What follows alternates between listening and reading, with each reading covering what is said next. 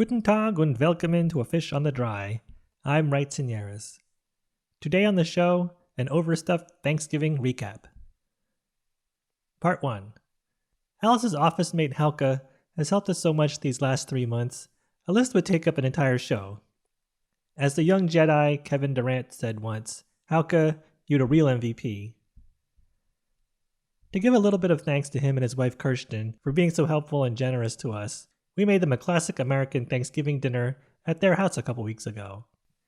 It was a big project just to figure out what ingredients were available here. Of the main ingredients for our Thanksgiving dinner, I was able to find almost everything we needed at the local grocery stores.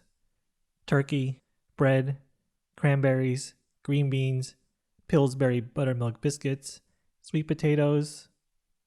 Halka had potatoes already from his farm share for the week, so no need to buy those. And then there was the pumpkin. If you know me at all, then you know that pumpkin pie is like orange kryptonite for me. If you are what you eat, then I'm approximately 95% pumpkin pie. However, in Germany, pie is not really a thing. I once found something called hunky chunky apple pie here, and it was okay, but not quite the same. It was more like an apple tart than a pie. But any pie in a storm, that's what I always say. I rarely ever have time to make pumpkin pie directly from fresh pumpkin, so canned pumpkin puree is usually the move for me.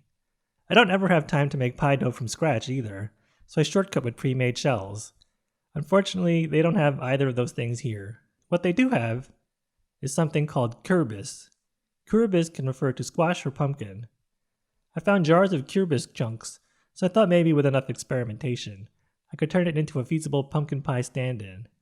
Stay tuned for part 2 when you'll find out who is a bigger turkey, the actual turkey, or me trying to make a Thanksgiving dinner in a foreign country. Can I turn jars of kürbis into orange kryptonite? Those answers and more next.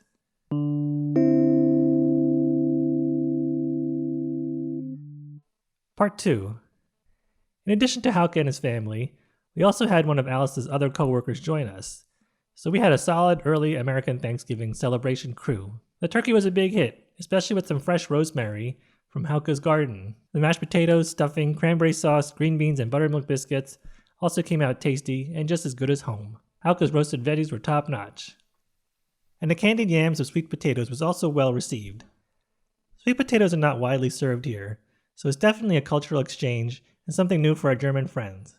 Halka's kids, aged 10 and 7, were more excited about the leftover American marshmallows. Yes! The pumpkin pie stand-in? Our hosts/guests enjoyed it. I personally rated it about a 5 out of 10. It was definitely not my best work.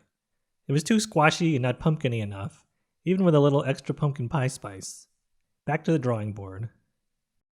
And to put an American Christmas season kickoff spin on it, we brought some of our favorite Christmas songs and played them for our friends. All told, it was a big success.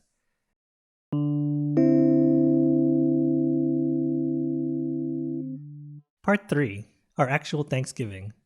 They have Thanksgiving in Germany too. It's called Thursday. Actually, it's called Donnerstag. But no, there's no Thanksgiving in Germany. That wasn't going to stop us from celebrating the day. We did a little bit of shopping in the Chewy Nougat. We went for a nice lunch. Alice had the traditional Thanksgiving veggie burger. I had the traditional Thanksgiving coq au vin, as you do. The highlight was that Alice made little treat bags for her co-workers, filled with American chocolates like peanut M&Ms, Kit Kats, Snickers, and Twix bars. Before we left for our day of shopping and lunch out, went to everyone's offices, like a Thanksgiving clause. They're a huge hit. Who doesn't love a little chocolate? Not the math education folks at Uni, that's for sure. Later, we were able to Skype with my family. That was really nice since we hadn't been able to do that yet. The Eagles got carved up, so that was bad. But for dinner, I made myself a German food version of a Wawa gobbler, so that was good. And enough leftovers for the next day, so that was even gooder.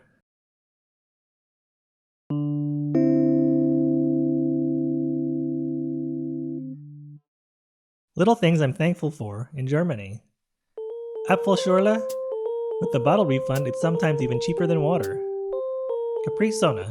It's usually like 50 cents and the right amount of refreshment. Senator J. William Fulbright.